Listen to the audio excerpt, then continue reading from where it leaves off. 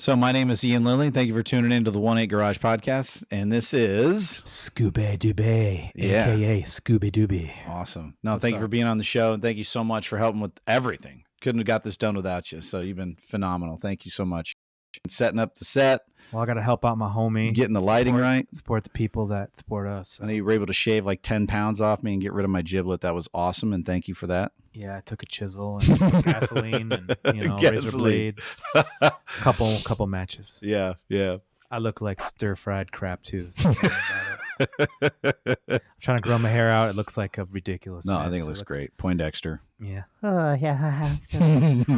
Right on. Anyways, so Yo. this is your podcast. Yeah, it's the 1-8 podcast. It's for all of us. What? It's for the fighting men of the 1-8. What is this all about? And I only say men because when I was in the infantry, women did not serve in the infantry at that time. Really? Yeah. Interesting. Yeah, Did not know that. Little history. Yep. Our unit at the time was all men. And I'm sure the guys at 1-8 are very grateful for your help too. So, thank you. Hey, anything for a friend. I appreciate support, Appreciate it. the people that have given their lives and time for this country. So, Thank you. non-political, that's like a real statement, I appreciate that. Thank you. No problem. So, what is this? I think you say like the 1-8 podcast. Did you already say that? Yeah, I did in the beginning. I was like, I don't know. That was the introduction. You know what it is? It's the caffeine. Just hit you. All right, let's start over. Start over. I mean, you can still edit and use some of that. I'm just saying. Yeah, I might just use that. Us being goofy. That's it. This is it. All right, this is for real. Am I starting over now? No, that. All right. We're rolling. Let's do it. Rolling. Rolling.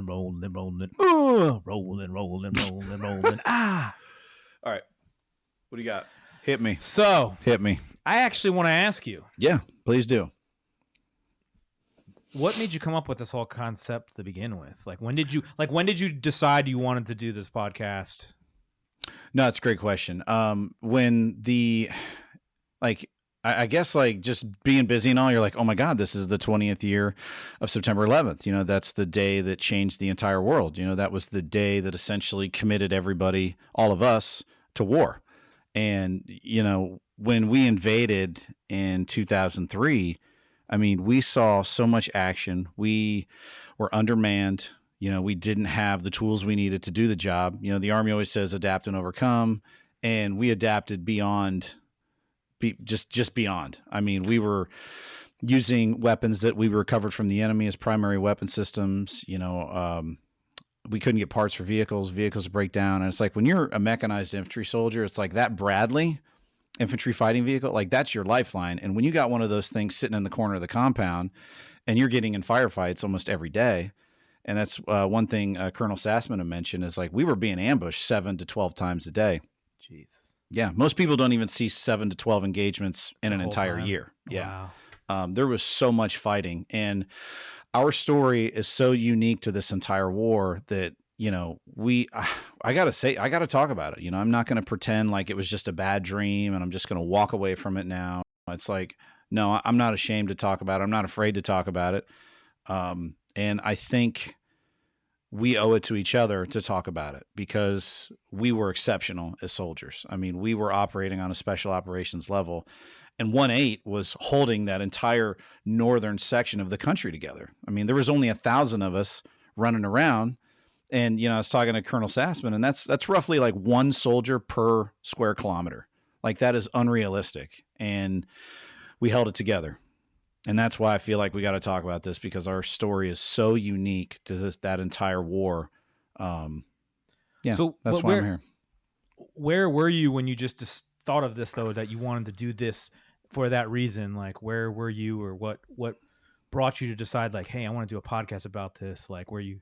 Yeah, no, that's a great question too. Driving around, drinking a beer, No, I was reading the 20th anniversary of 9/11 online, and it didn't even really hit me. I was like, it's 20 years?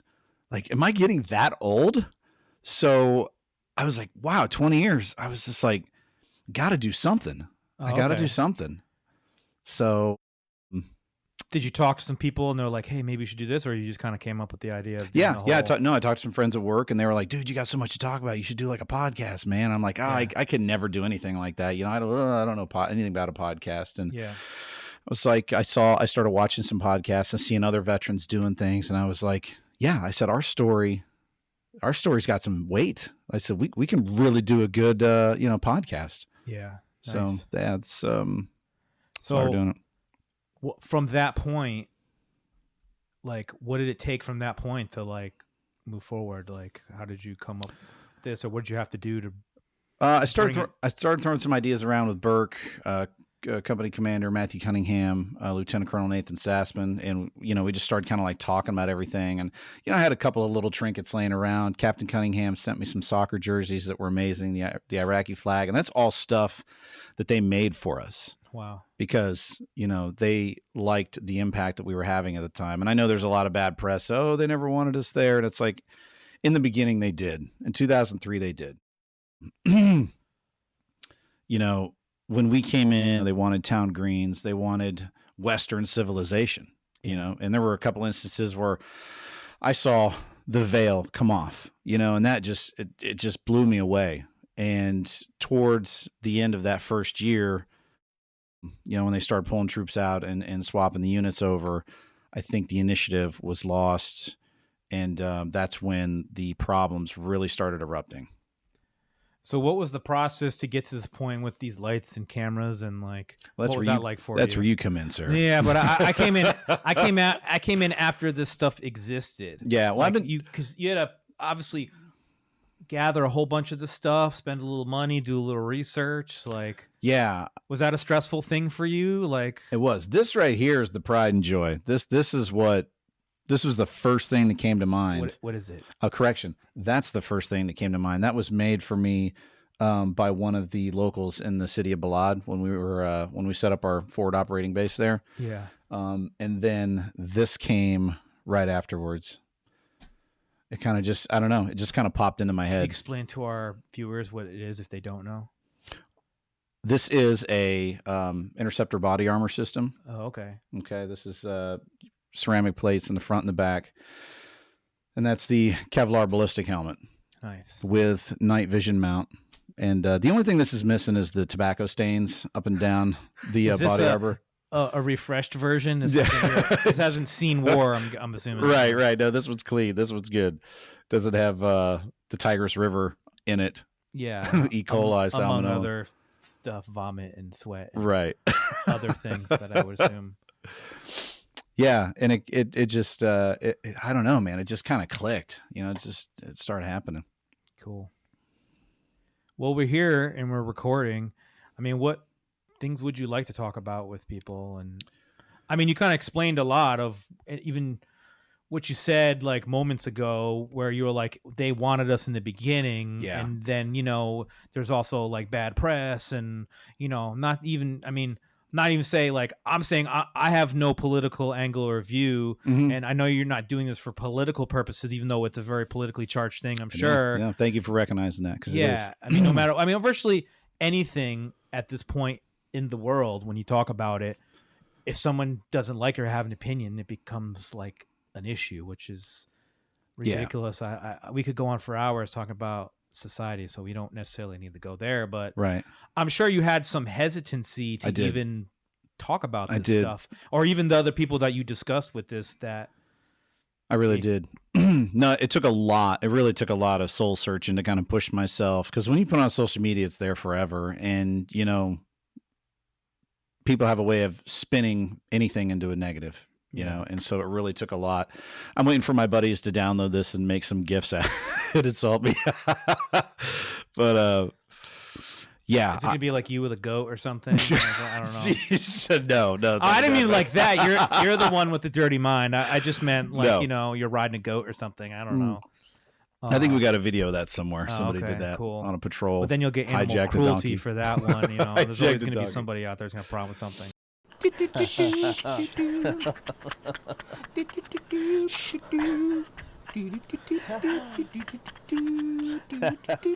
No, I want to do this because I want to talk about the intensity of the fighting. I mean, these were we were fighting force on force against Saddam's army. You know, it was really intense. I want to talk about the unbearable conditions that we were in. You know, 1 bottle of water a day, 1 MRE a day for a long time until, you know, Colonel Sassman came in and changed all that for us. The dysentery, you know, the God, dysentery is so bad. I've never been so sick in my life. What does that entail? Like, what happens? How do you feel? What happens? You are dehydrated. Like the moment you drink water, it just comes right out of your body. Ugh. You can't hold anything in. I mean, diarrhea, the cause of that? vomit. Is it just from the heat and lack of other stuff, or poor hygiene? Ultimately, yeah. Because I mean, we went 110 days without a shower, and I know I said this, a lot of this in our previous intro when I did the introduction to the actual podcast. But I want to get in and elaborate. Just move forward as though you never said it. Doesn't matter. Yeah, healthy reminder. You know. Mm-hmm. I mean, to deploy as an infantry unit and you're using the enemy's weapons against them, I think that says a lot, you know, and that's why I like to use the phrase we were working on a special operations level, but because we had to make things up as we went along. I mean, we changed. You were like guinea pigs almost, for lack of better words. I mean, no disrespect to no, none taken. No, in a weird way, yeah. I mean, we had to we threw it out the window. Training doctrine is gone. You know, we had to make up new tactics to fight this war. We were probably the first unit in history to use the Bradley infantry fighting vehicle in an urban environment, which was just unheard of at the time. Is that because it's too big, or it's too big? It's a tank. You know, it's a tank, but at the same time, you know, the Bradley is an infantry support vehicle, but it's designed to take out armored vehicles. Mm-hmm. So like when we deployed, we were going up against Saddam's armored division. Like that was our mission. We're going in, we're taking out his tanks. And then now we're doing, you know, special forces missions. You know, we're going door to door. We're kicking in doors 3 times a day, you know, going like they were giving me my squad leader was giving me a picture of the target, and that's who we're going after. And what's that like? Just kicking in a strange door. And I mean, what kind of thoughts, emotions, fears, like maybe even, I know you're, you know, in the military, you're supposed to take your orders and do whatever, but I mean, I'm sure people have like judgment calls in their own mind. Sometimes it's just like, what are they think like, what am I doing? I know I'm supposed to just follow orders, but don't know how I feel about any of this sometimes. Like, yeah, I mean, I think it was easy because a lot of times they were shooting at us. So you're reactive. That doesn't really come into mind. I just meant before that even. I'm saying like maybe the first. I guess I should rewind. What was like the first time you had to kick in a door? So when you're point man on a stack, when you stack up on that wall and you're the first guy in, you know that you're the first guy that's going down. Yeah. And you accept that responsibility. And when you stack up on that wall, you got 3 seconds of life, because when that door gets breached and you enter, you got to go hard and you can't stop, and you're going to make the enemy earn it, you know, and you got to make those 3 seconds the best 3 seconds the world has ever seen. And you can't quit. You got to go hard. And yeah, I mean, there's a moment where you stack up on that wall and there's this brief moment where you're like, this is it. I'm dead. This is my death certificate. That doorway is my death certificate. And then something clicks, that part of your brain shuts down, and it's like just survival. In a way. Well, it's not even survival. It's like anger. It becomes anger, and then it becomes focus.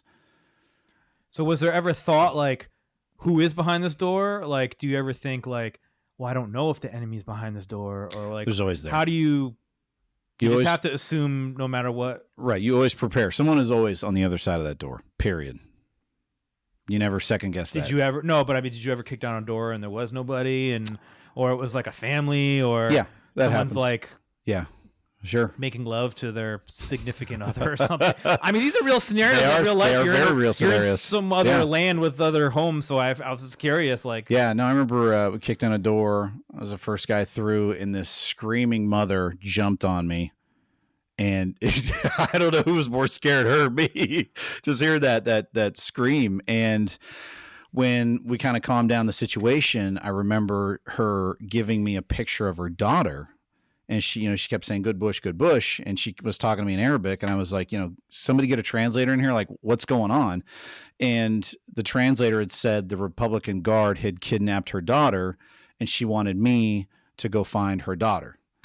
And when people say things to you like that, it it changes the direction of a lot of things. Well, that's what I mean. I was wondering, like, I mean, because people think they just see kicking down doors, but I'm sure there's interactions that. Right. And that's what I meant by like, when I was like, you know, did you ever think about other things? I mean, other than, of course, survival mode kicks in, or reactive mode, whatever you want to call it. But that was really, let me tell you, talking to that mother through the translator about her daughter, that was so hard. I mean, I couldn't imagine being a parent and just somebody snatching up my child, you know. I just like, you know, want to kind of get a little misty thinking about it, but that happened so frequently. I mean, the Republican Guard were murdering bastards. They were just horrible. They were horrible. And they do that for a reason, because they want real estate in your mind. They defeat their enemy by creating terror, because they don't have the guts to take you on face to face. So, you know, blowing up a marketplace. It's just like disarray to cause mass confusion kind of a thing. Yeah. So them, you know, those guys blowing up a marketplace and killing a bunch of civilians, you know, the psychological effect of seeing, you know, 25 dead people on the side of the road, that's what they want you to think about, you know. And what we want them to think about is, well, guess what? When you go to sleep, that door's getting blown open. We're coming for you. You know, so we had the reverse psychology in that whole endeavor. Jeez. Yeah, it's pretty. 3 a.m., that's the magic hour. 3 a.m. Why 3 a.m.? That's usually when everybody's in bed, and we own the night. So we don that night vision and we go after the bad guy.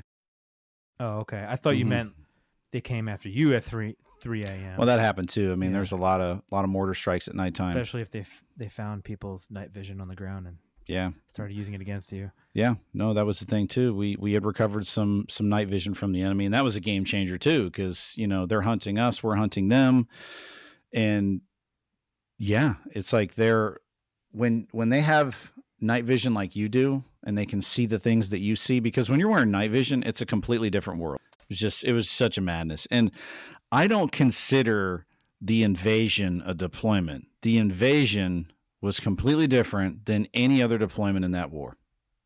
How so? Rules of engagement were very scarce at the time, because when we invaded Iraq, Saddam Hussein had the 4th largest army in the world. Wow. You got to think of the psychological effect that has on you. I mean, in that part of the region, Saddam's army, in a sense, was a superpower. It's pretty wild. How was that going? I mean, were you the first in there, or like were the people established there and then you were the first ones to go in and engage? Correct. Or? Yeah. So the way it was supposed to work was we were supposed to come in from Turkey and head south to Baghdad, do a little pincer movement, and Turkey refused to enter the war. So we had to go from Kuwait to Baghdad, and we were all over the country.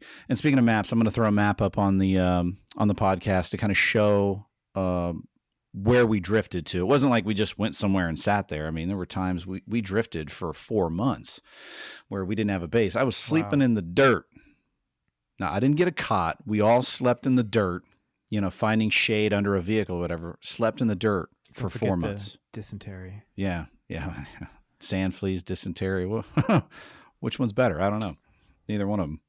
One of the things that I like to bring up is that when the United States entered Iraq, Saddam Hussein personally put a bounty of $10,000 on every American's head. Now, Saddam was smart by doing that, because what he did was he made every civilian a potential enemy combatant, because he understands our rules of engagement and how we fight. So that added another really bad twist to the war, because you can't trust anybody at that point. Later on in the war, we set up our base of operations in the city of Balad, and there are roughly 90,000 citizens in the city of Balad. So you got basically 1,000 Americans surrounded by 90,000 potential enemy combatants mixed in with the actual enemy combatants. You know, people are looking out for their friends and whatnot. So, I mean, it was hard. It was hard to trust anybody.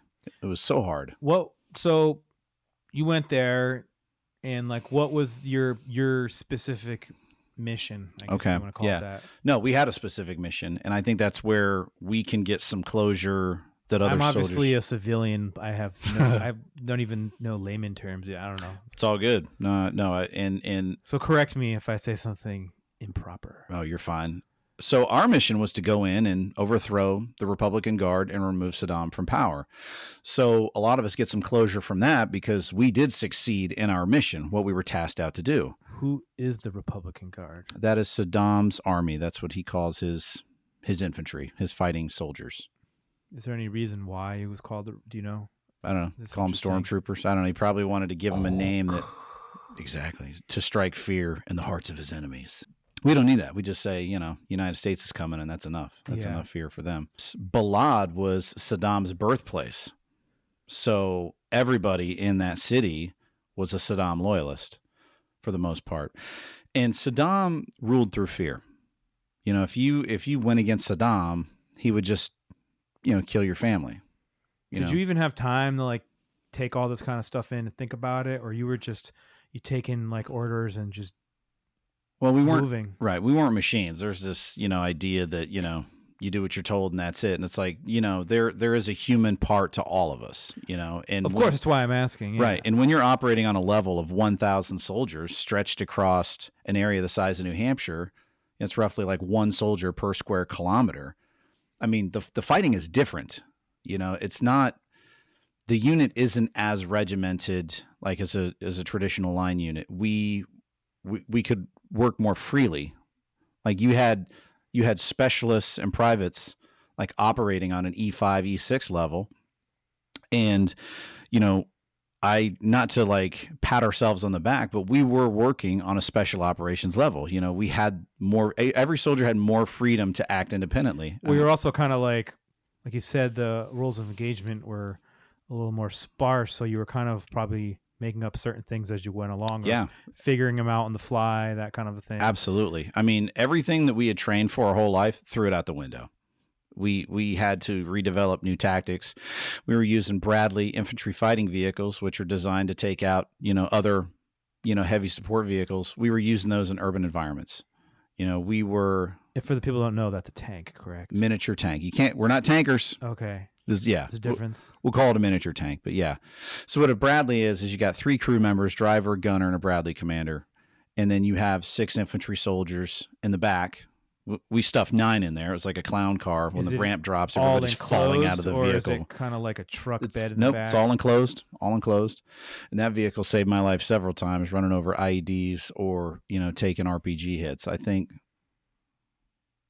my Bradley at the time ran over 2 IEDs that disabled the vehicle, crippled the vehicle, should have killed me, and 3 RPG ambushes. 3 ambushes involving RPG, direct RPG hits to the vehicle. And I don't know if you actually want to talk about it at all, but did you sustain any injuries?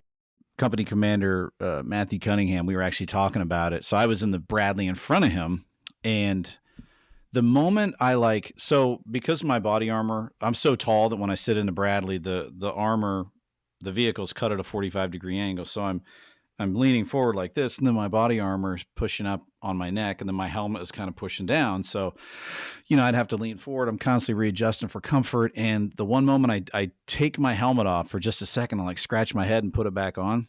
That's when we hit the IED. Jeez. And I didn't have my helmet fully on, and my head just slammed into the wall.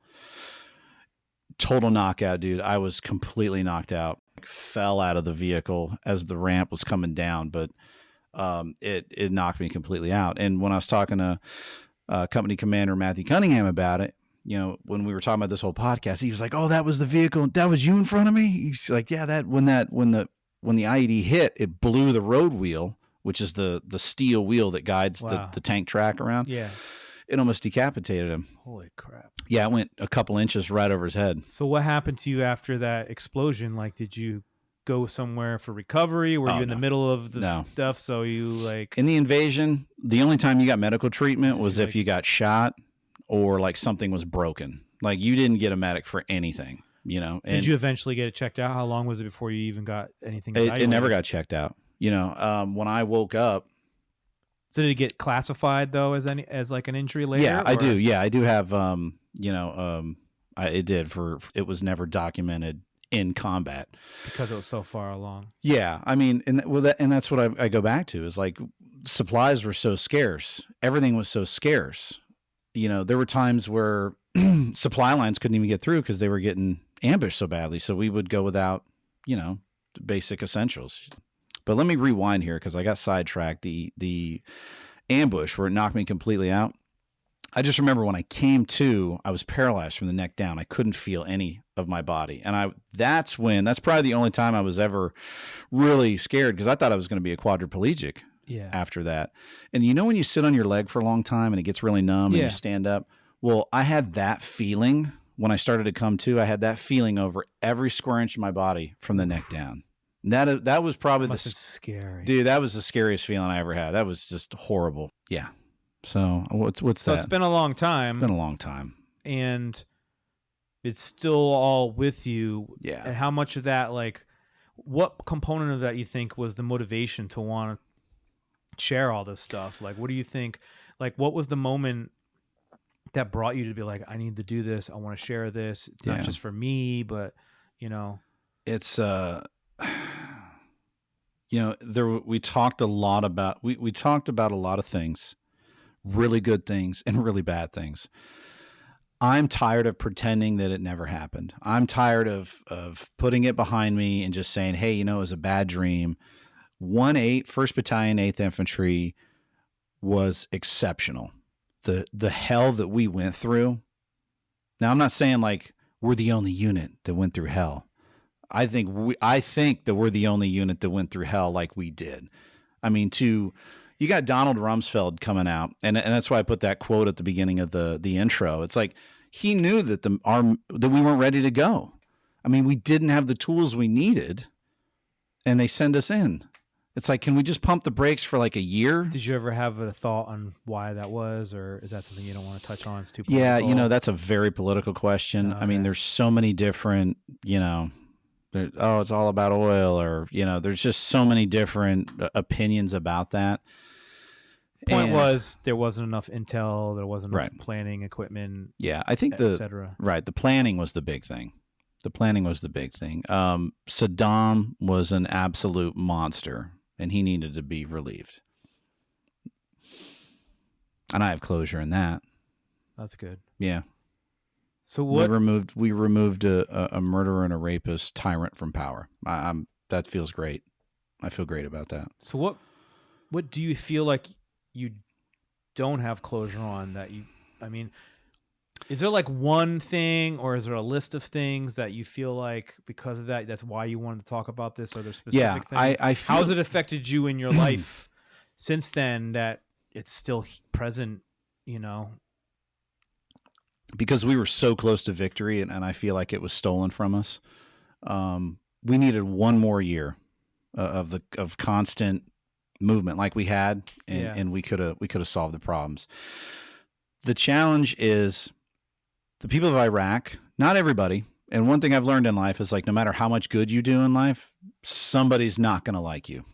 Okay. Well, of course, it's anything. Right. And in the beginning, they wanted us there. They wanted American culture. They wanted Western culture. They wanted libraries. They wanted town greens. They wanted amazing universities like we have. Like, we were bringing those things, because during the night when we're taking down bad guys, during the day, I'm building schools. I was out there building schools that these guys had blown up. Did they show that on CNN? No, they didn't. But we do have some footage. Like, one of the things, we were the first, we brought democracy to that country, and they loved it. And I got some footage I'm going to throw up where they were voting for the first time in their lives to choose their government and move forward. And one thing that really just shook me to the core is that Saddam was such a terrible person that even in his death, people thought he would rise from the grave and kill. Jeez. And to see an Iraqi citizen, because we couldn't find people who wanted to run for elected office because they were all terrified they'd be beheaded. And we did find some that were willing to step up, and they did. And that's what happened. They were, beheaded or, executed by the enemy. And, that was hard, knowing that, doing everything you can to protect those people that stepped up, and you couldn't. When I go back to saying, we had 1,000 soldiers stretched across an area the size of New Hampshire, you can't be everywhere every time. Yeah. And that was hard. That was so hard because that's what a hero looks like to me. You know, I think we have we got our guest. All right. We got our guest. Cool. Right. So yeah, so like Scott is he's going to ask us some questions and we're just going to roll with it. There's no plan. I got some notes here of like things that I've been talking about, like just the nasty conditions. And I would love to hear like your perspective on the awful conditions and like how you saw it from your angle. But Scott is in charge and I'm just kind of following his lead. Well, we really didn't get to discuss it yet.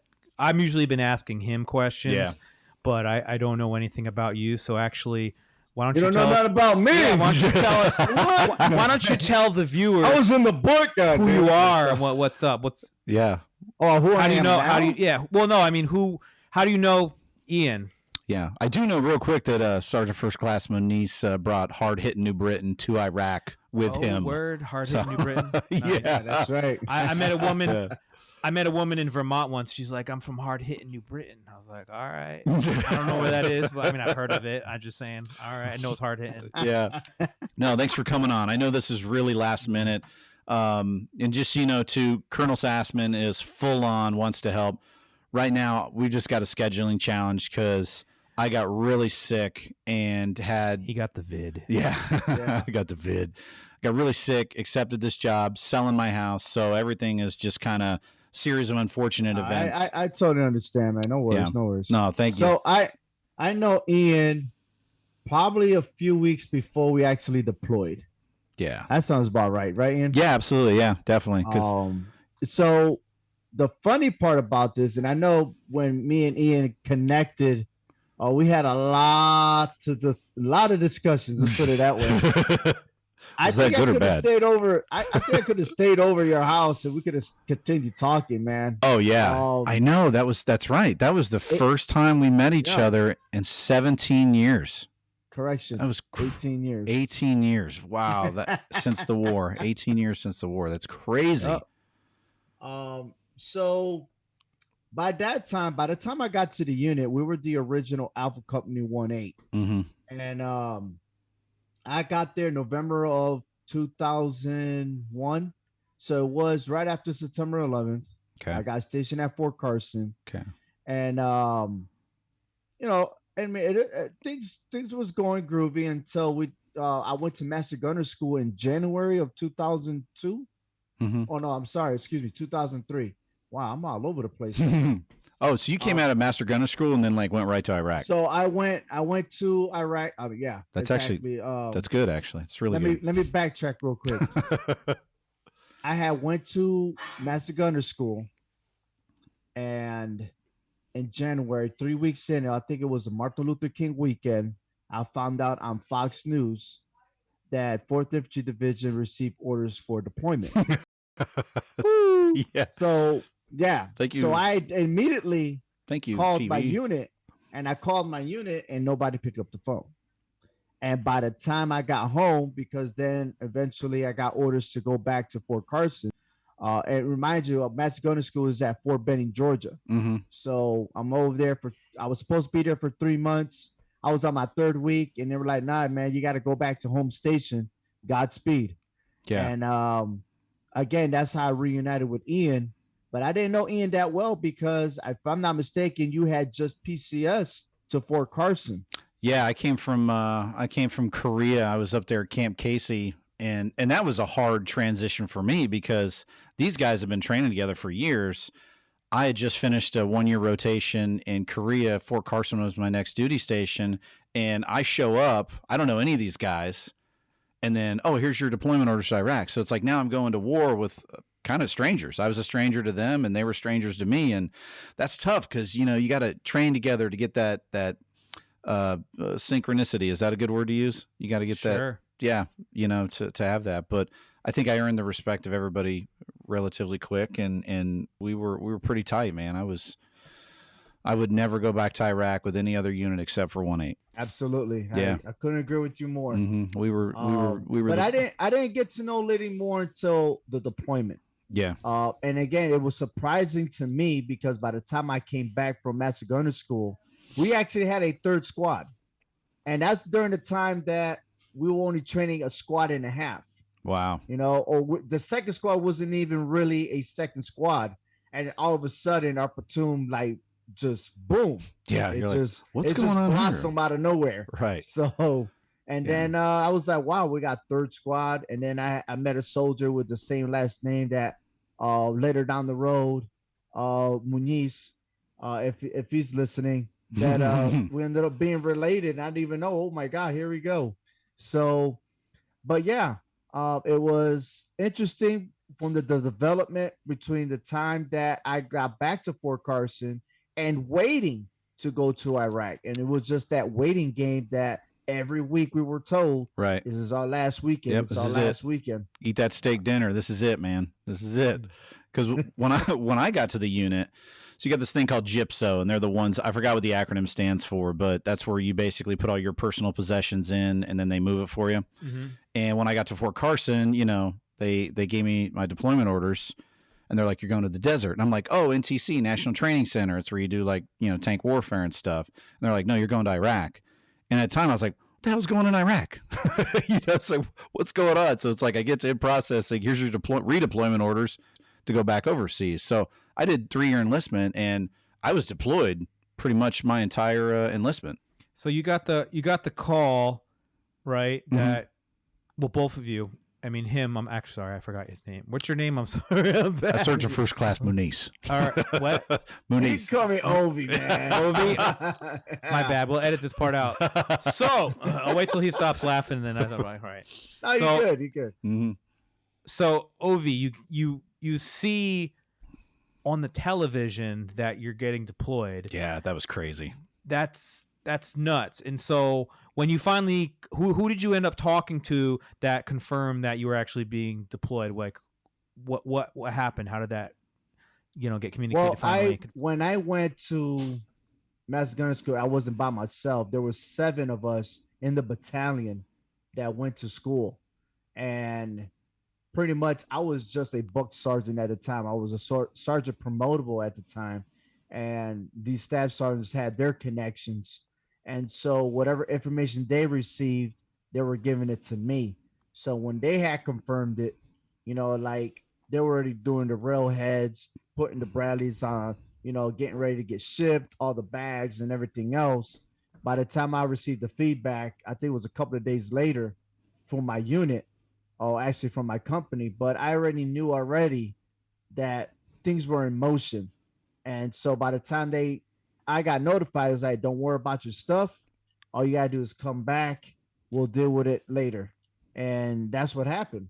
So it wasn't really much to do until we received that green light to take our flight.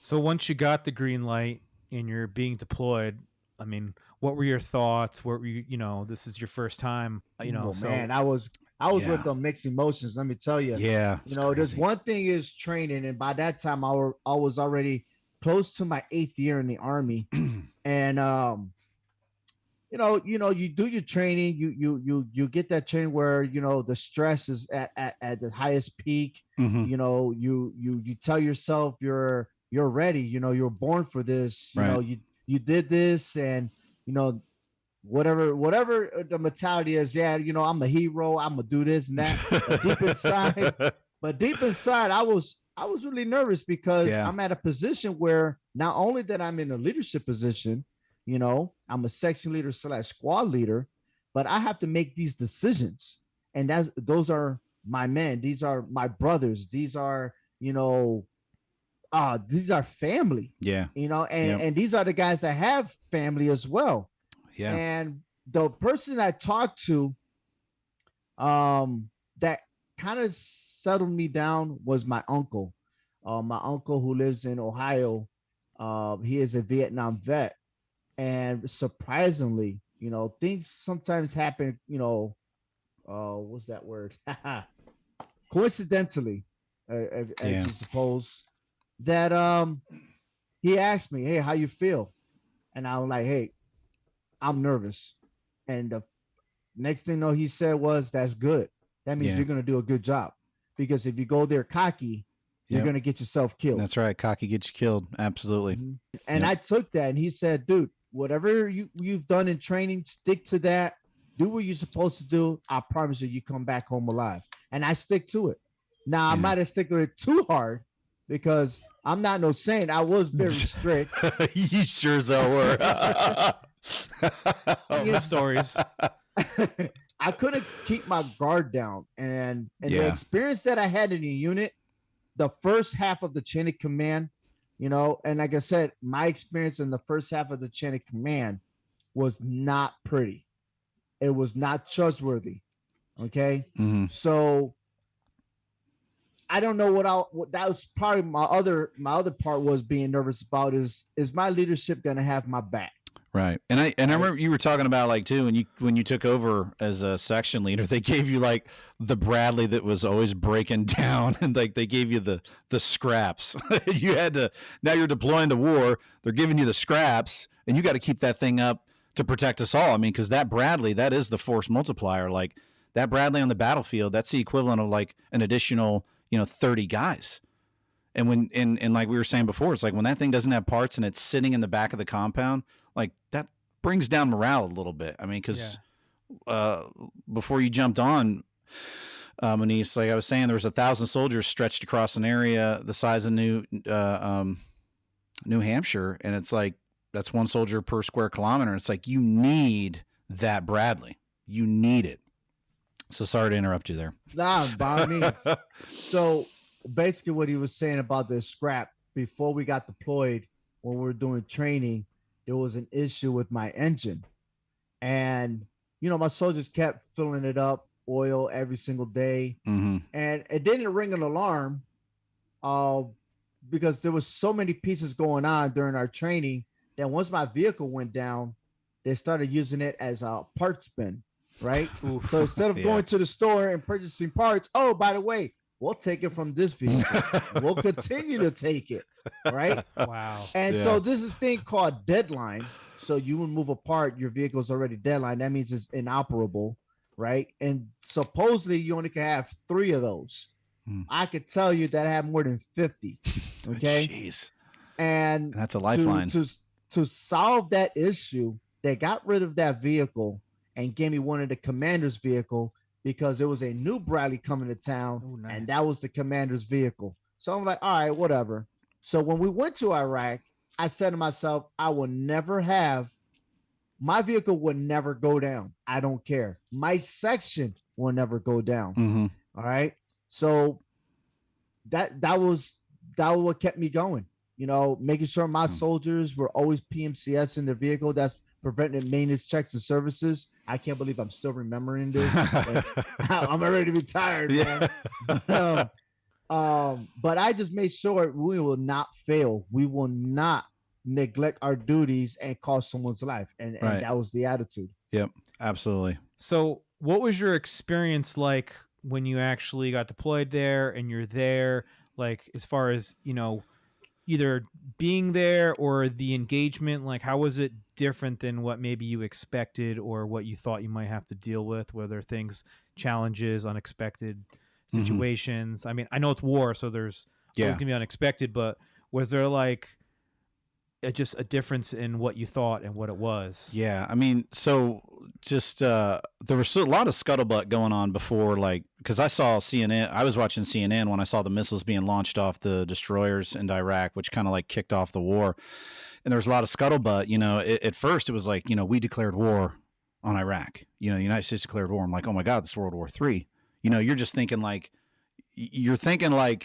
Saving Private Ryan level stuff. You know what I mean? You're just thinking like the absolute worst things that could ever happen. And that's kind of like what I went in there with, How about you? Oh man, I could go on and on this one. Yeah. Let's hear it. Yeah.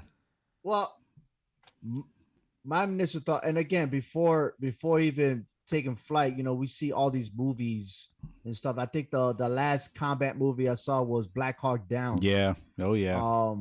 And then realizing the stuff they had went through, and it was based on a true story. Yet I know they had to add a little bit of Hollywood into it. That was my mentality. Oh, this is it right here, right? And when I first got there, I didn't feel like I was really at war, to be honest with you. I think if I'm not mistaken, we got to Camp Pennsylvania, right? Yeah. Once we got there, but I kind of felt rushed. Oh, right? God, yeah. Because we were supposed to wait for our division to show up for some reason. That's the information I received. And then all of a sudden, you were like, you know what? We got to get this, we got to get that. So it was like nonstop operation. I think there were times it was like 24 hours straight. Oh, yeah. Once we got our vehicles, we had to get our ammunition. We had to pack them up. And then the thing is that this was our first time packing a vehicle in a combat load. We've never had done that in home station. That means fully, like, you know, things that were supposed to be on the ready for those you know, like you have your set ammunition ready to go. So when you flip that switch, you start firing, right? Yeah. But there's more than that because you can store ammo. So not only you storing ammo, you got to store your equipment. You got to, you know, strap down the rucksacks around the vehicle. You got to put in your food, which was a lot of MREs. Then you have, what's it called? Water, which is very, very important. The elixir of life. Yeah, we could burn. The overload, I can't say overload because of the fact that we always needed water, right? Oh, and believe me, I think we do got some stories about not having enough water. Oh, geez. But anyhow, we ended up like packing so much that it was like, man, there's no room. So all the safety protocol we did for training went out the window. Honestly. Yep. Tell me if I'm wrong, Lily. Oh, no, actually, yeah, TRADOC. Touching on that kind of earlier. Yeah, earlier, yeah. See, TRADOC was out the window. I do remember when you talk about far north, once we were able to cross country through Iraq starting from south of Baghdad, we went to the Iranian border and we waited 48 hours to see if anyone wanted to have a fight with us. The MEK or the Iranians that were guarding the border. And oh my God, we mentioned his name before, and I forgot his name. Cunningham. Commander. No, before Captain Cunningham. No, it's Common. Common. Common, yeah. Captain Common. During our op order, or not even op order, it was just a briefing, really. He was like, look, we're going to be here for 48 hours. We're going to ask these two if they want to fight. So we're giving them a chance. And we're all pulling security like, is it going to be today? Is it going to be tomorrow? Right. Is it in the next 5 minutes? Nothing happened. A standoff. Absolutely nothing happened. Standoff is a legit standoff. Like you're looking at the enemy, they're looking at you, and it's like the battle at the Alamo. Like we're getting ready to, we're looking at them, getting ready to throw down. Like this was wild. I mean, this was so crazy. Like, is this really going to happen? I just remember like Apaches hovering in the background, like, you know, ready to do their gun runs and support us. And what was the excuse they didn't fight? They said something like, it's too hot today, we're not going to fight. And like that was their excuse not to. Every these guys have an excuse. I think the only excuse they didn't have is making sure that their equipment was super clean. They will at least have the discipline enough to make sure that their vehicles were spotless. The rounds had no dust. Yeah, it was better equipped than us. Yeah, and they had vehicles that were like 30 years old. Actually older than ours. I mean, and that's the thing, is like you can have all the technology. Older than you. Older than me now, yeah. You can have all the technology in the world versus a crew that like knows their vehicle inside out, everything is spotless, well-maintained, ready to rock. They can take you out. A well-trained crew is more important than all the technology in the world. Yeah. And those guys had the crew. I mean, we did too. We certainly did too, but we had the technology also. So my challenge is like when I got to the unit in Carson before we deployed, the only time I ever saw a Bradley was when we were playing laser, because I was in a light unit. I was in an air assault battalion. So we did everything in Blackhawks. And I was always attacking the Bradley with like a javelin missile system. And it's pretty easy. I mean, you lock on, pull the trigger, and the missiles will fire and forget. It does its own thing. So to be in those Bradleys was a little offsetting at first because I had never been inside one. So to work with the crew and be a part of that. You're used to them being the target. So right. It kind of made you a little more nervous. Like, I know these can get hit because I've shot at them before. Right. So the nerves came from not knowing the vehicle's limitations and where it excels. And, hey, what's that big red thing? Oh, that's the Halon system. You know, oh, what's that? You know, like that kind of stuff, because I'd never seen it before. You know, Always when we were going after you, we just always saw you guys fire suppression. Is that what the Halon yeah, is? yeah, it's fire Okay, suppression I system. figured Yeah, that's what it sucks was. the oxygen out. See, I knew something. Right. I think Right. I've heard that before. You know, Somebody's studying over there.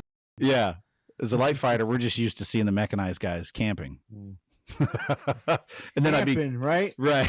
We got the wrong person there. Yeah, and then I became a mechanized soldier, and I was like, I will never go back to anything else. I am so proud to be a mechanized soldier, because in the world of the infantry, mechanized guys always get like labeled as the fat guys, a 12-mile road march. We just get in the vehicle and ride around for 12 miles. That is not the case.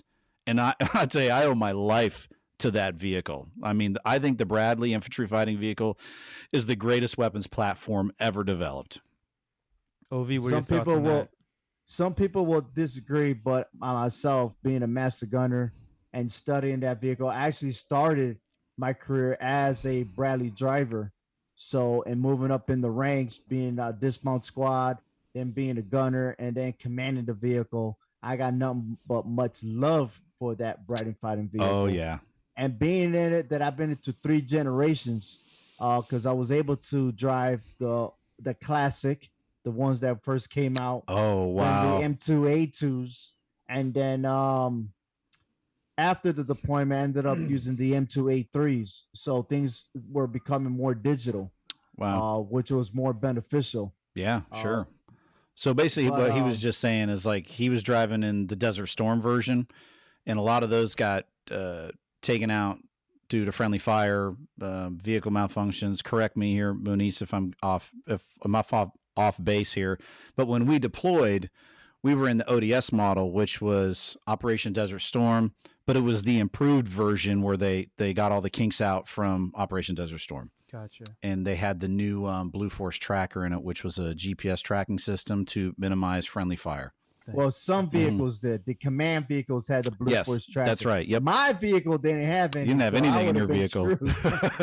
You had ammunition. That's about it. That vehicle. I mean, I'm the wingman. Who cares about the wingman? Yeah. Well, you're here talking to us, so yeah, you know that's a good thing. No, but you were always, man. Your vehicle was always hot, man. It was always ready to go. My favorite was the power slide in a Bradley. So power slide is when you got these rubber track pads on the bottom of the steel track as it's going around the vehicle. And when you wear those pads out, you can get this Bradley up to top speed, which is like between 35, 40 miles an hour. And if you got a good driver, he can manipulate the controls and you can get the thing sliding sideways. It's like a Tokyo drift down the road. Nice. And I'll tell you, this is where I'm really soldier I serve with. He's no longer with us. Sareth Chow. He could get this Bradley into a power slide, hit the mechanical lock to release the ramp, and the vehicle would slide as the ramp is dropping. And when the vehicle stops, the ramp touches down. This guy had it timed.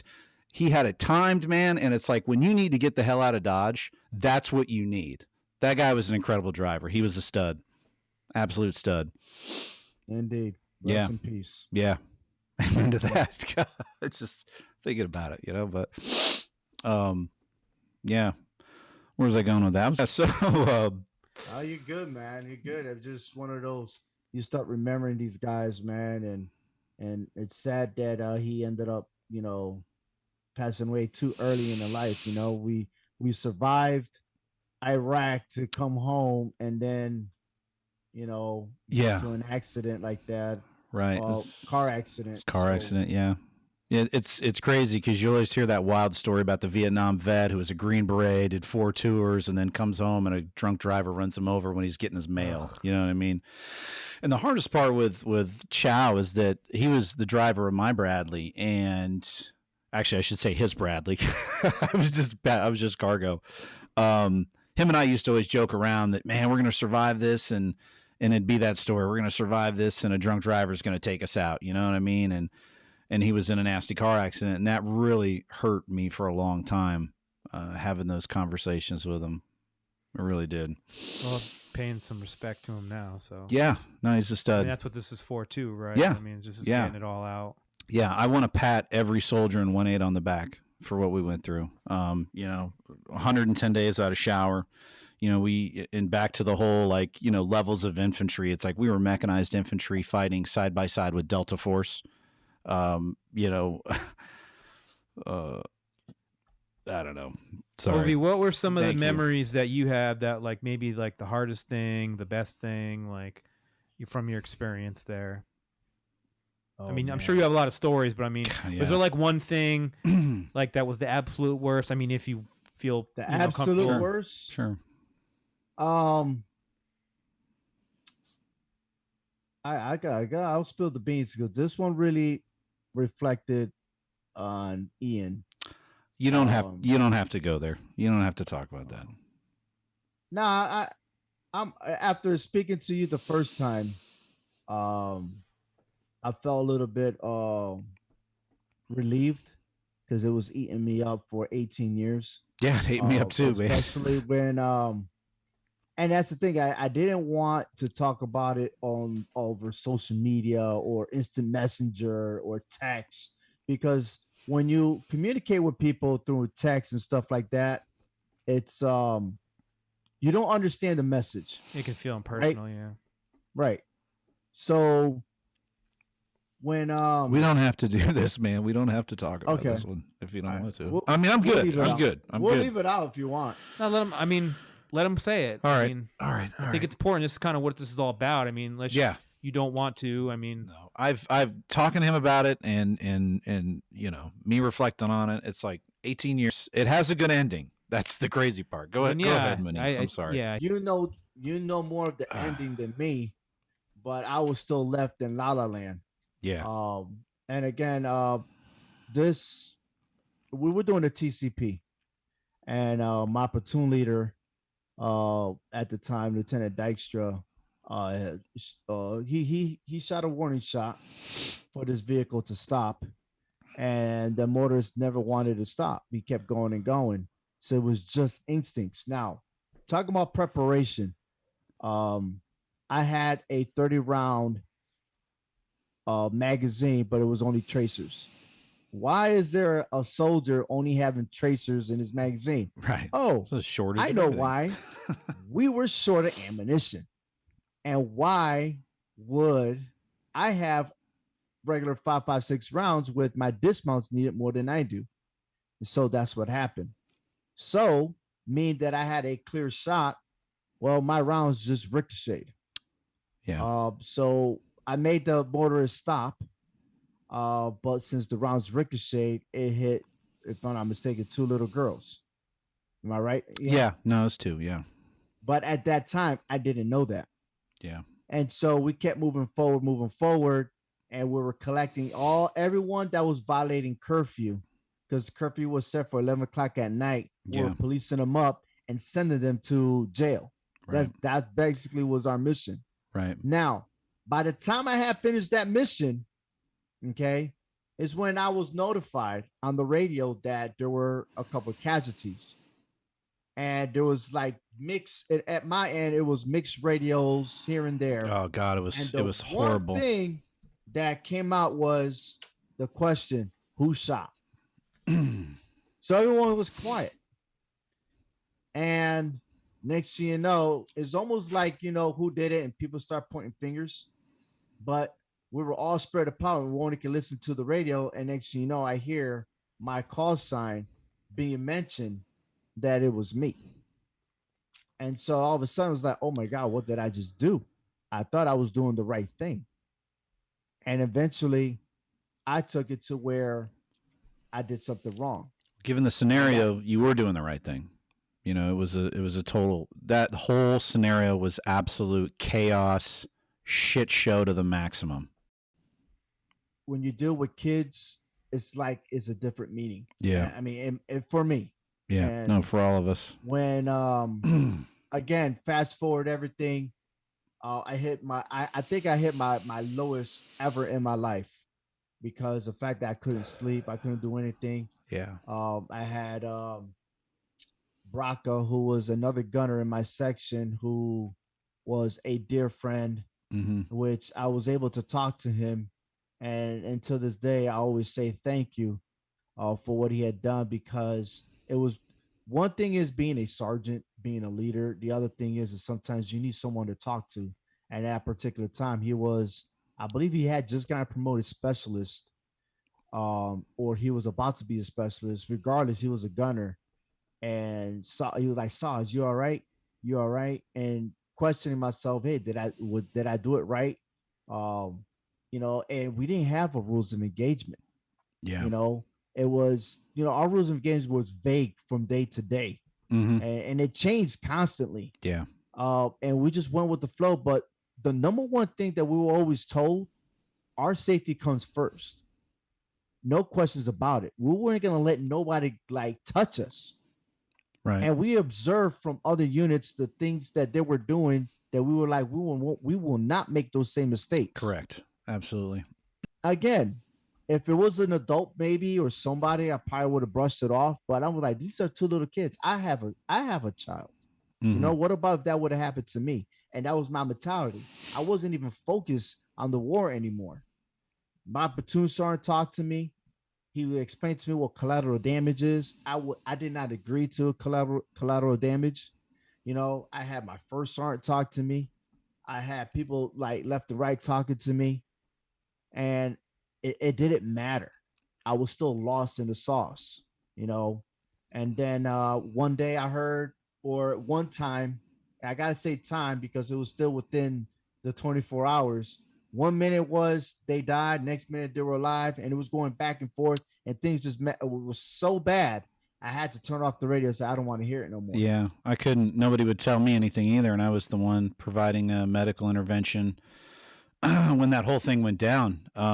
Because I just remember, so I was on prisoner detail during that. So to start over a little bit, the enemy kept ambushing us at night. That was when they fought. They would mortar us at night. They would use the crowds. They would manipulate the crowds to get in close to us, ambush us, and then disappear into the marketplaces. And we had to remove the element of night against us.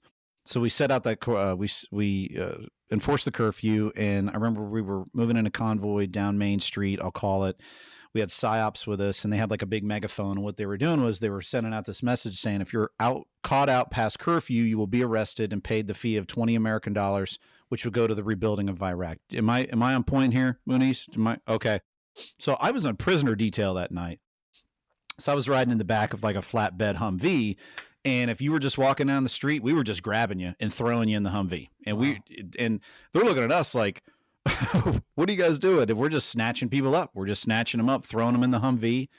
And the Humvee got so full, I couldn't sit in this Humvee anymore. I had to get out.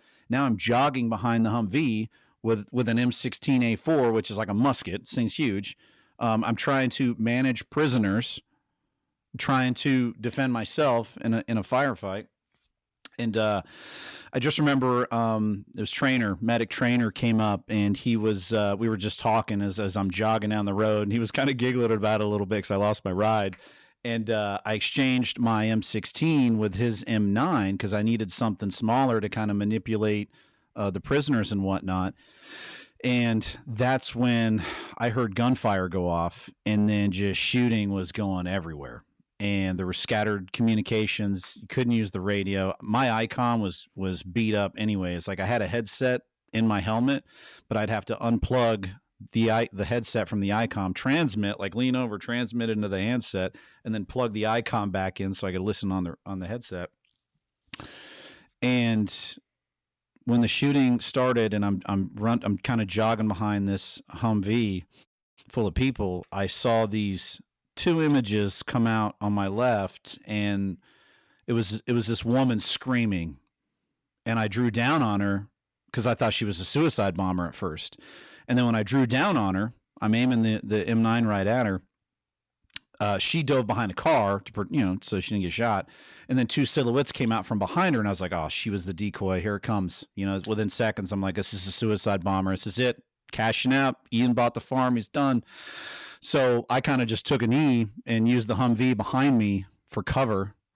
And that's when he was a commanding officer of PSYOPs. I don't remember his name at all, but he stepped up and he's like, hey, we got two girls that are messed up pretty bad. And I had the CLS bag on me at the time. And I was like, hey, can I help? I've got the gear. And he's like, get the F in the vehicle.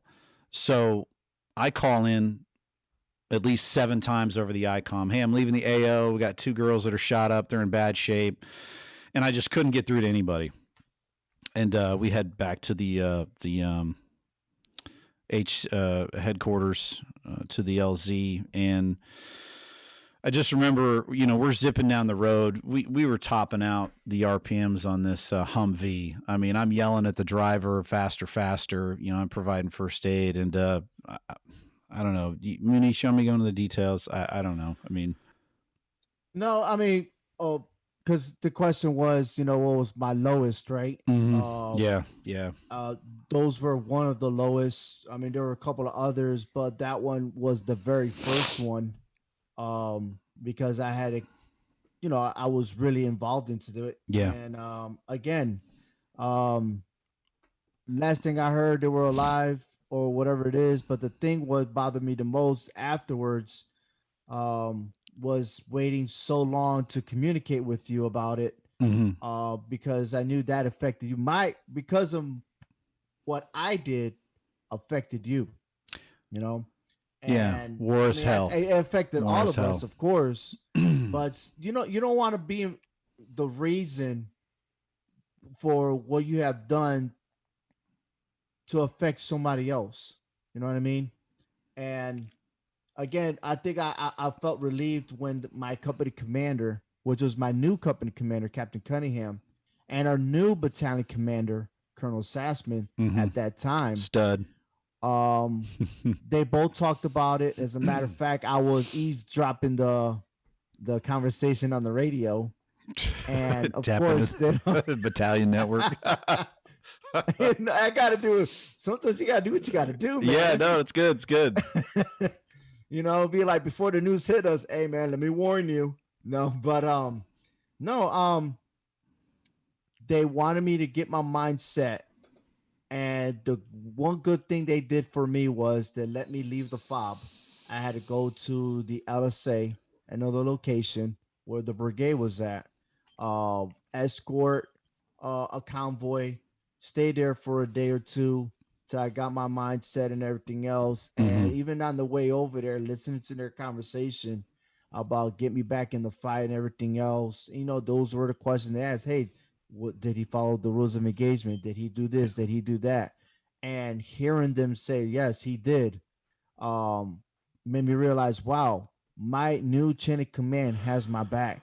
They're not throwing me to the wolves. They're not going to prosecute me. Yeah. They really they internally investigated, asking questions. They wanted to know what's going on. And everybody that was involved said the facts. The facts were all there. Yeah. It was not something that we made up or whatever. Right. And that's something that we were not made out to be anyway. Again, our primary mission there was to get that city up to par, right? To get Balad up to par. But at the same time, we need to be safe. And that was it. And because of that motorist, I don't even never met the guy. I mean, I think once you guys crucified him and everything else and sent his ass merry way to jail, I never saw the guy. So yeah, lucky him, right?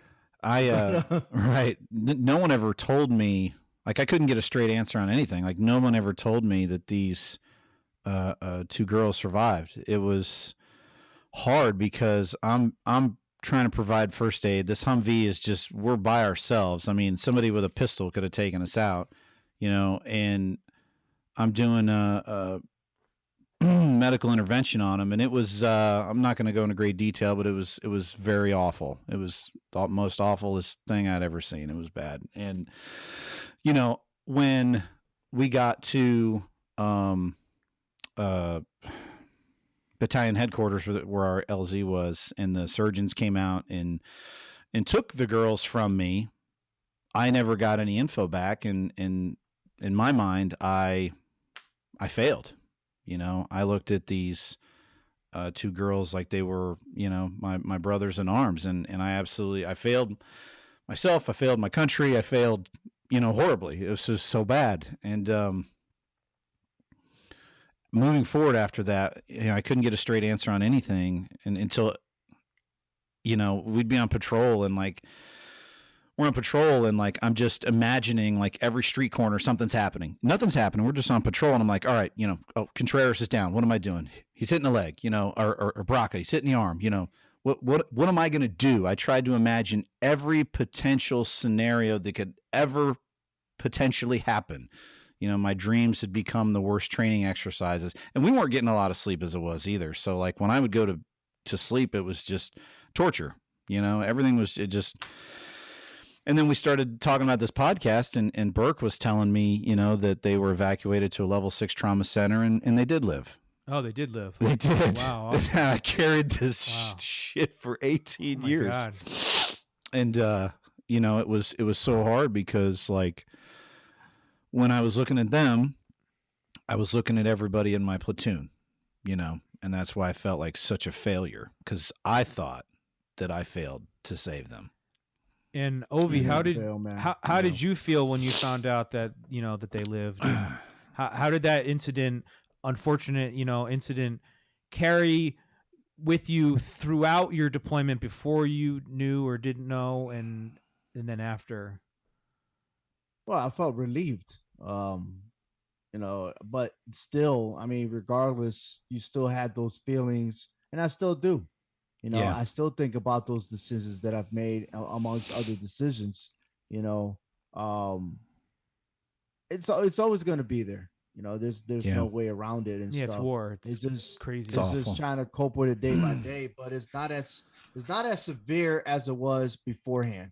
You know. Yeah. But on another note, I was mentioning about how we were at Camp Pennsylvania, and then we ended up going to south of Baghdad.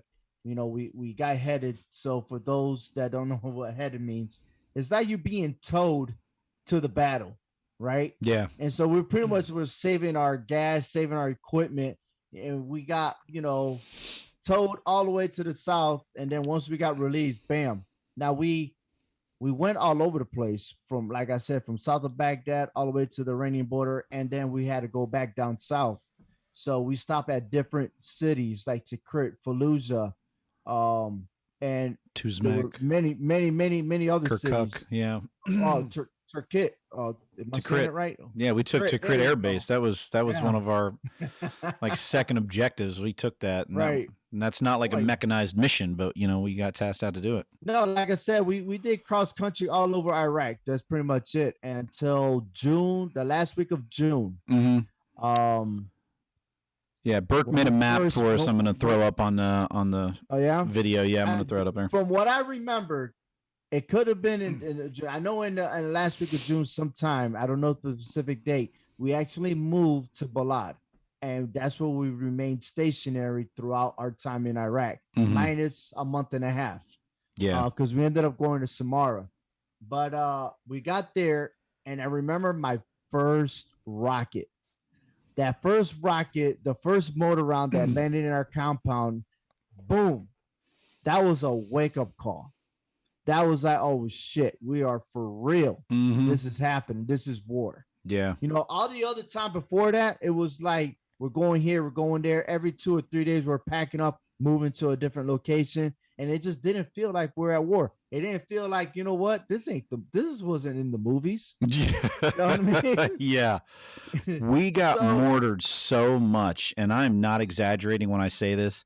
I slept with my boots on. The only time my boots ever came off is when I was bathing. Like when I would sleep, I would leave them, you know, the laces loose and everything, because we'd wake up 2, 3 a.m. to an indirect mortar attack.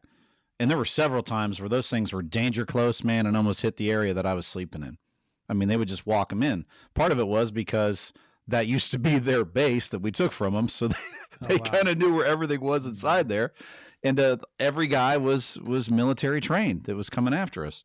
Ovi, on the flip side, like I'm assuming other than when you left, what was like the happiest, like the something that maybe made you feel more fulfilled or proud, or like what was something that made you feel like, yeah, we're doing something or making a difference, something along that line? Was there anything like that or a moment? Oh yeah.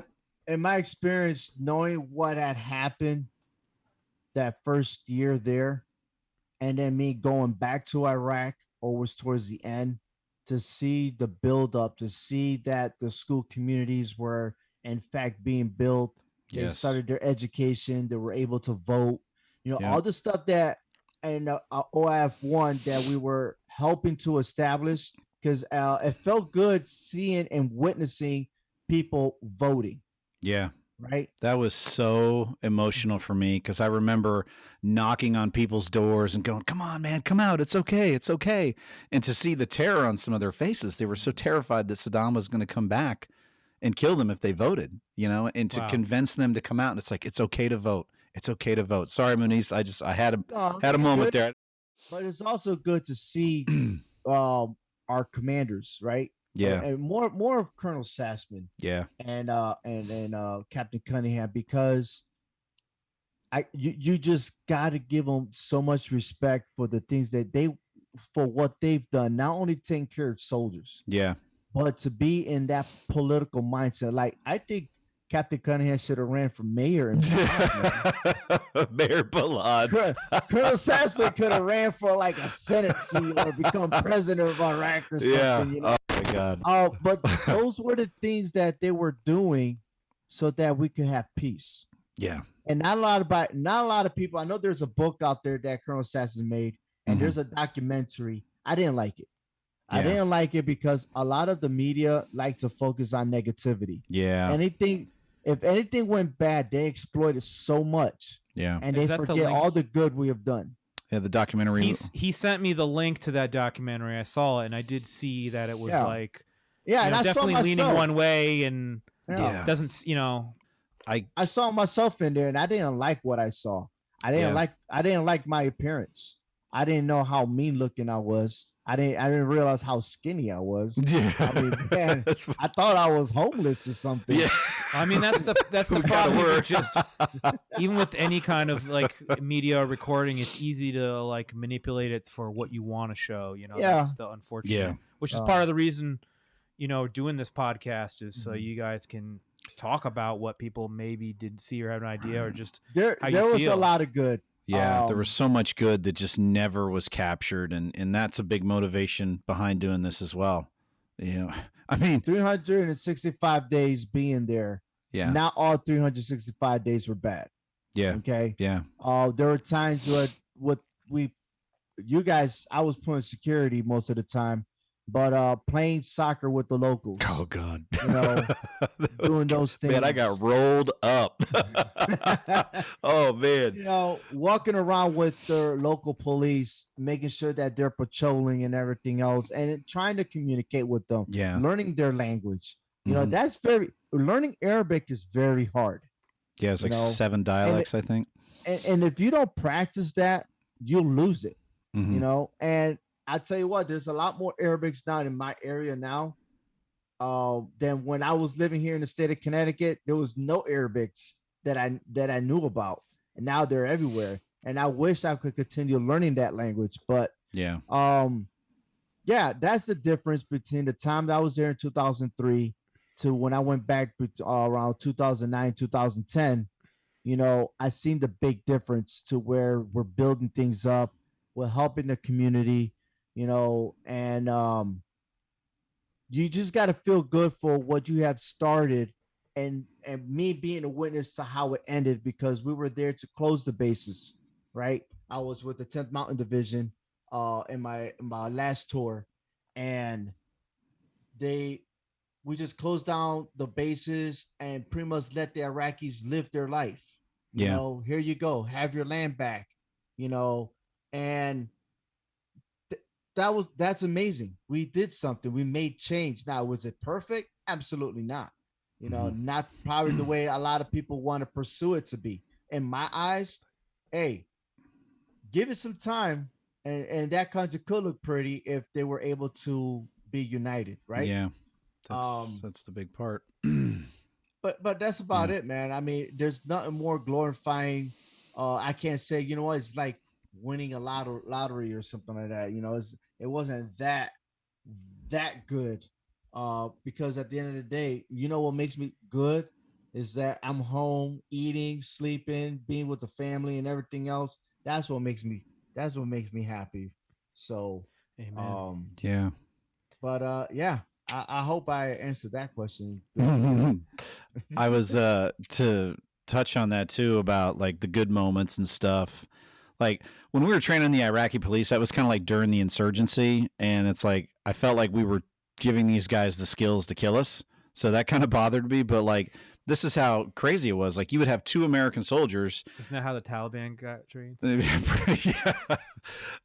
You'd have 2 American soldiers sometimes patrolling by themselves in marketplaces with hundreds of people in the street. I mean, you're just asking for somebody to come up and just put a knife in your ribs and then disappear into the crowd. I mean, it was highly dangerous. But one of the moments I remember that kind of was a game changer mentally for me was I was on patrol with another soldier. God, I forgot who it was, but we had 3 Iraqi police with us. These guys don't speak any English at all. And I'm thinking they're ISIS. They're just going to, well, actually ISIS was in its infancy at the time, so I don't think they were called ISIS at that moment. But I'm thinking these guys are just calling ahead to their buddies. They're going to lead us down an alley around the corner. Someone's going to put a sandbag over our head. And the next thing you know, we're going to be on Al Jazeera TV, getting beheaded. That's what's going through my mind, because that was common. I think the first beheading was on Al Jazeera TV, if I'm not mistaken. That comment's gonna upset some people, I'm sure. But we were on patrol and we're going down the street, and I just remember women were hanging out their windows cheering us like they had never seen an American before. They weren't wearing veils. They were like cheering us, "Good Bush, good Bush." They were just like so happy to see us.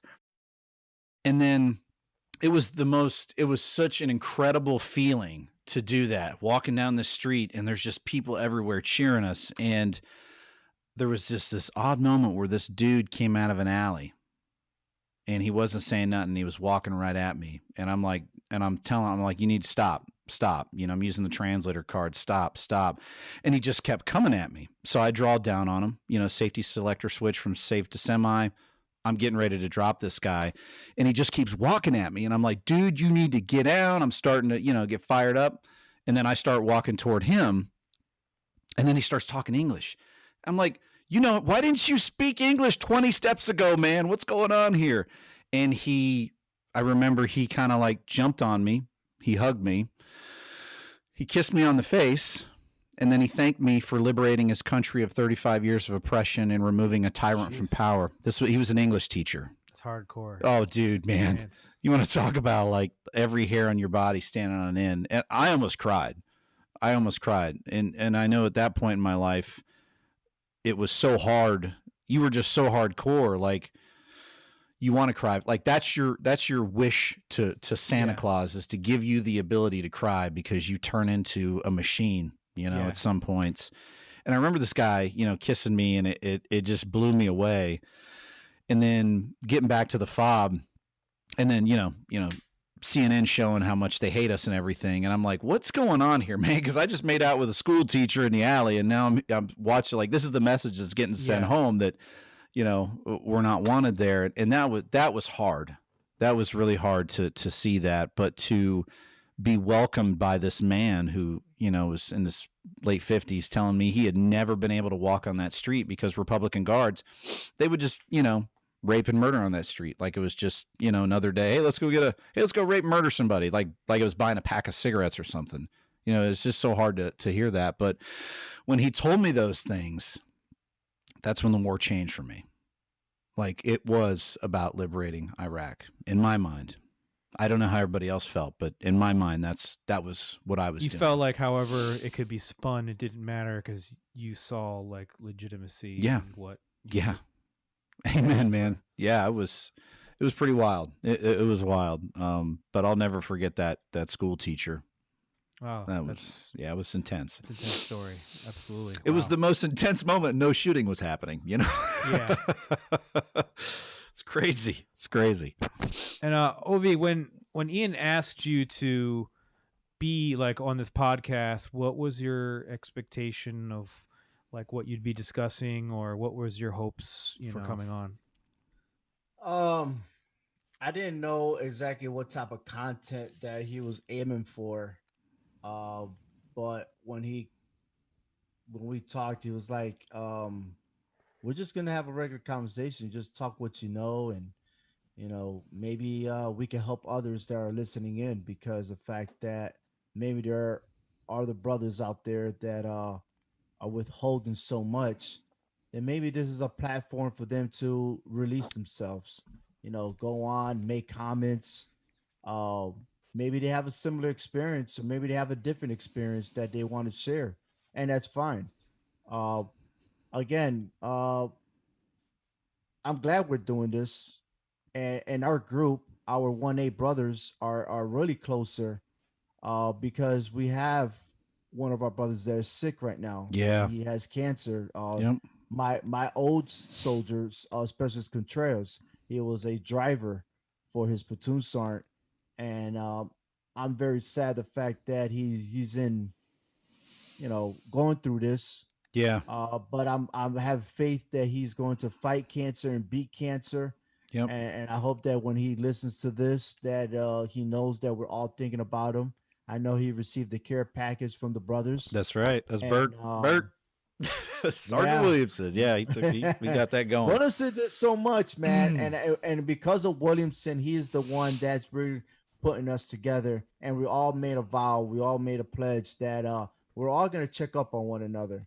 We're Yeah. not gonna wait until somebody passes away and be like, "Damn, man, I wish I would have said what's up," or "Damn, man, he lived over there.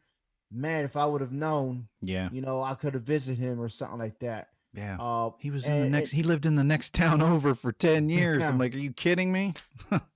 Excuse me. But he did well for himself getting out the army, because he is not only into mixed martial arts, but he's also a police officer, and he's doing good things for his community.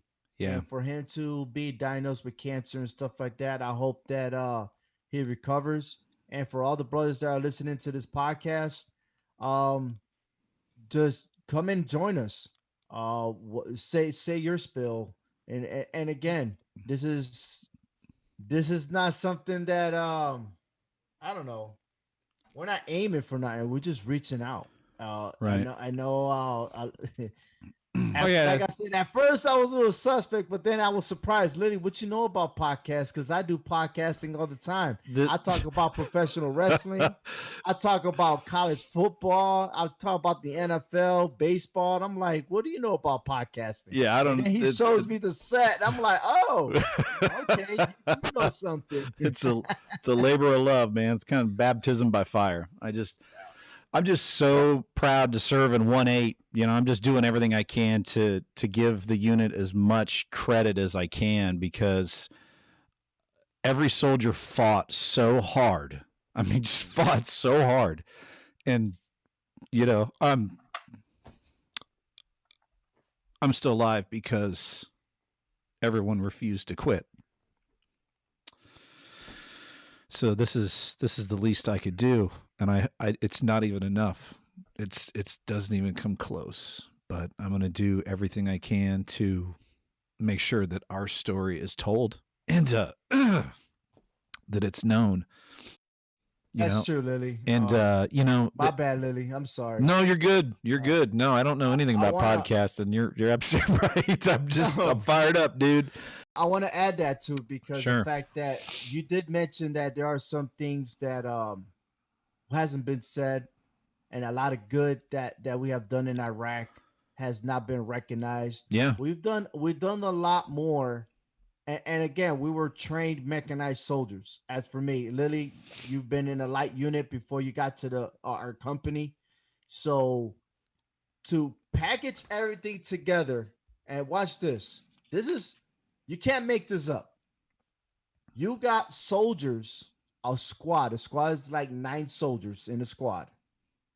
You just bring them in, plus maybe 5 or 6 more, because like I told you from the beginning, we trained a squad and a half. We didn't even have enough sometimes as a platoon. Yeah. To have it together, not being trained to go out there and do something that wasn't even mechanized infantry. There were times we did other jobs beyond what we did. And we could go and talk about that commercial in the 80s and early 90s about be what all you can be. That's exactly what we did in Iraq. That's right. I was officially the last graduating class of the Be All You Can Be generation in the Army. That felt good. And you know, it's crazy. That campaign, that Be All You Can, I did some history. I did some research. The Be All You Can Be campaign started the year before I was born and ended the year I got out of basic training. It's like the Army launched a successful recruiting campaign. I fell right into you it. make me feel old. Really. Thank you. It's so awesome. So awesome. But, you know, Be All You Can Be, that says so much. I think the Army really dropped the ball when they went away from that slogan. It says a lot. Now, but I thank you, Liddy, for inviting me here, man. This podcast, this is pretty cool. I like it. No, thank you for being on it, because you know what? Being on social media is hard. I mean, because once it's on social media, it's out there forever, and it's really hard to get people to want to do something like this. Honestly, I imagine nobody would be interested, and I would just be by myself doing this. When I started out, I just felt so compelled to do something. And when you look at the lineage of 1-8 and the battle streamers, it's like our unit historically has been through almost every nasty meat grinder that this country has ever seen. And when 1-8 was tasked out to invade Iraq with it was the Marine Corps First Expeditionary Force and the Army 3rd Infantry Division, if I remember correctly, that seized Baghdad. 1-8 was the first unit to cross the line of departure out of Baghdad. 1-8 Alpha Company specifically, we were the absolute tip of the spear leaving Baghdad. Like, we were the front line. That is incredible. That is an incredible story to tell. That's why I'm doing this, man. Well, I want to thank you both. And like, you know, you were mentioning earlier, Ovi, you were like, I didn't, you know, if there was any kind of agenda. I mean, I decided to help Ian because, you know, he's a good friend of mine and he's had something to, you know, share and express and something he wanted to get out. So I just, you know, no affiliation with anything. I wanted to like help him because I knew it'd also help other people, you know, that have dealt with similar, you know, situations or just part of your units. And, or, I mean, thank you all for everything. Yeah. And I just wanted to try to contribute something back for somebody. Yeah, all and you know? I couldn't do this without you, man. I mean, you've been such an instrumental part of this. Like, I thank you so much. I mean, you are making this happen. I really appreciate it, man. I'm just here to help, man. You guys did it all. I'm just here to. I'm the interior decorator. That's about it. I tell you what. Whenever you get the other guys and Captain Cunningham and Colonel Sassman, I want to be a part of that. Absolutely. I mean, I got questions too. You know, the book is one thing, but hearing it, you know, just hearing them, it speaks. It's better. It's better that way. That could be a multi-view Zoom recording right there. I would love that. To see Colonel Sassman and Captain Cunningham and to hear their interest in this and to be on board. One thing that blew my mind, like when you're a specialist and you're talking to like a battalion commander, that's like watching the Jolly Green Giant walk by. You know, you're looking up at him, even though you're eye level with him, you're like looking up at him. And to like hear him say he will drop whatever he's doing to talk to a soldier in 1-8. Yeah, I mean, we've already talked to him. It's just we were prepping for, you know, unfortunately when you got sick, and then, but we have, you know, God, so man. And so good to hear from him. And he got younger. Like Cunningham and Sassman, they got younger. Must be like a ranger thing. They like train you to stay younger so you can fight longer. I don't know what it is. Great. About Colonel Sassman, before we leave, I was with him. Let's put it that way. I was with him along with some other soldiers. We were the last ones to leave Iraq. While the rest of the units were redeploying back, he made sure that he was the last man to come home. Yeah. Yeah. Man, that's just such a reflection of his character. I mean, like I've said it before, you know, it's like Captain Cunningham and Colonel Sassman are my heroes. They are my heroes. To the previous chain of command, I'll take it what it's worth. And I'm not saying at the company level. I'm saying higher. I think that 1-8, if it wasn't for the new chain of command, I don't think we will be in this position right now. I agree. That's something I asked Colonel Sassman. I said, man, I said, this feeling I've always had. I said, do you think if we had one more year there, we could have ended the war? And he was like, absolutely. That was the problem. We were short on time. I mean, Sassman would go into the community. This guy's a stud, man. He'd just go into the community with like an infantry squad, and he had a bounty on his head by name. I saw that in the when you sent me the link. I got something better for you. They were calling Sassman out. They're like, we want Sassman's head. That's how effective of a leader he was. He was striking fear in the hearts of our enemies. Like, he was a stud. Him and Cunningham, man, they knew how to throw down. At the beginning, they were afraid of our Bradleys, and they knew our bumper numbers. Yeah. Yeah, they were tracking our movements with our bumper numbers. Yeah, that's how tactical we were. Those guys. That's nuts. That's how tactical we were. I mean, Sassman, I swear Sassman kicked in a door at some point, and colonels don't do that. I know Cunningham would just get off his dismount his Bradley and like be in a squad, and you're looking around like, all right, this guy has a bounty on his head, and now he's walking down the street with his men. And that, at first you're like, oh my God, we're the biggest target in Iraq. And then you think about it and you're like, wait, stop. These are men who were going to die with their soldiers. Like, these guys led by example. Like, they were the definition of leadership. And what was that? They didn't leave behind the desk. No, these guys would throw their rank on the table for their soldiers. They would go on patrol. To see a lieutenant colonel on a regular patrol is absolutely unheard of. That's like some General Patton kind of stuff. And it was so motivating. Sometimes it was crazy. There's a lot of shootouts, but sometimes it was crazy. But to be a part of that, man, I could ramble on for days about that. Just the feeling I get. But you know what's also a good feeling? When you, and I know, Lilly, you ended up getting out the Army. I later on stayed and probably added maybe 12, 13 more years after this. But I moved out of Fort Carson to go to Fort Benning. And then I ended up going to Fort Drum, and I returned to Fort Benning. And the main building at Fort Benning, we used to call it Building 4. I think they changed it to Maneuver of Excellence. To see the officers with the 4th ID patch and recognizing them that they were in 1-8. And when you confirm that, you see those face to face, you pretty much like forget the rank structure and everything. It's like, hey, hi, brother, how you doing? Right. And there's just a wonderful, wonderful feeling, man. Right. And to bring up the 1-8 patch, one thing I want to point out is, when this patch was issued for about 18 months and the unit was authorized to wear the World War II colors, the chocolate brown and the green. And if you're a soldier in the 1-8 and you were issued this, you're the real deal to have this. This patch means so much to me. It's crazy. I'm like an eBay weirdo, but I want to close out the show tonight on this patch and the value of this to me. You know, to be authorized to issue the World War II colors is such an honor to be recognized like that, to be a part of that lineage, to be a part of that heritage, man. Me too. Yeah. I'm pumped, man. This is great. I'm actually anxious now. Yeah.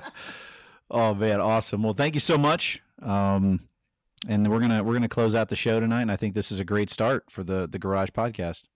Cool. Well, thank you guys so much. Yeah. Awesome. Thank you. Thank you. Thank you. Thank you. No, thank you. Thank you. Hugs. Where's the group hug? Can we do a virtual group hug?